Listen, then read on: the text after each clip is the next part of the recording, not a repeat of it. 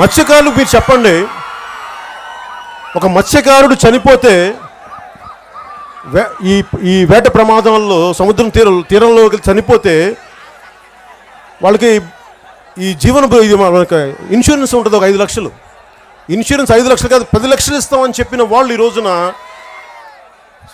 Central government వచ్చి 5 లక్షలు తీసుకోవడం కేవలం 5 లక్షలకే పరిమితం చేశారు. అది కూడా ఎంతమందికి ఇచ్చారంటే దాదాపు 63 మంది 64 మందికి 3 సంవత్సరాల్లో వాళ్ళు ఇవ్వగలిగింది 64 మంది. సంవత్సరానికి వేటకెళ్ళి దాదాపు 140 పైచీలకు చనిపోతారని చెప్పి గణాంకాలు చెప్తా ఉంటే వాళ్ళు ఇచ్చింది ఇన్ని సంవత్సరాల్లో 64 మందికి. ఒక్క జనసేనే, మా జన సైనికులు ప్రాణాలకు కోల్పోయి నిజమైన ఇబ్బందుల్లో ఉంటే వారికి ఒక పార్టీ తరపునే ఒక పార్టీగా ఉండి, సరిగ్గా ఒక ఎమ్మెల్యే లేని పార్టీగా ఉండి కూడా మేము 45 మందికి మేము 5 లక్షలు ఇచ్చామే. మీరు ఇన్ని లక్షల కోట్లు పెట్టుకొని 63 మందిగా మీరు ఇచ్చేది ఎటు వెళ్తుంది డబ్బు?